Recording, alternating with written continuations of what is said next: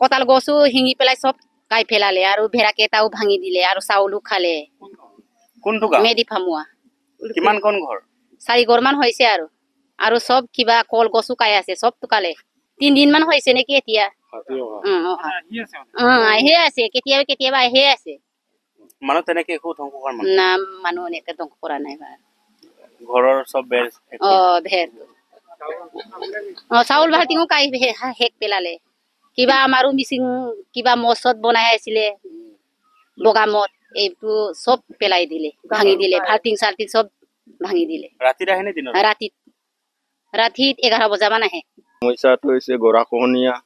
daily আমাৰ 2-4 ঘৰ গড়টো গৈয়ে আছে গৰাখহনীয়া কবলত লগতে আমাৰ এই হাতীটোৱে আহি পেলাই আমাৰ ধান খেতি নষ্ট কৰিছে লগতে গড় চৰ ডেইলি মানে তাৰ পিছত এটাকে ভাঙি গৈ আছে গতিকে চৰকাৰে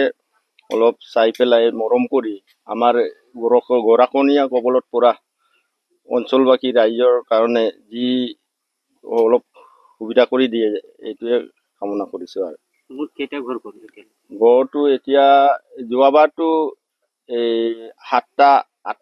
গৰাখহনীয়াত গৈছিল তেতিয়া আমাৰ এই এককালীন সাহায্য এইটোও নেপালেগে আৰু এতিয়া 3 ঘৰমান গ'লগে কিন্তু এইটো কি হয় চৰকাৰে সাহায্য দিলে ভাল আৰু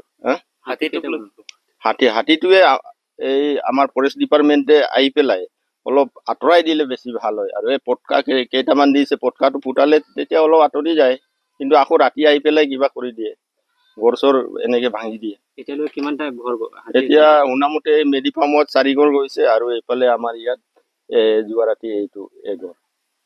এইটো কৰিছে তাৰপিছত তাৰ আগতে হাওদান আছিলে হাওদান কিনি পুৰা নষ্ট কৰি পেলালে ৰাতি হোৱাৰ লগে লগে ভয়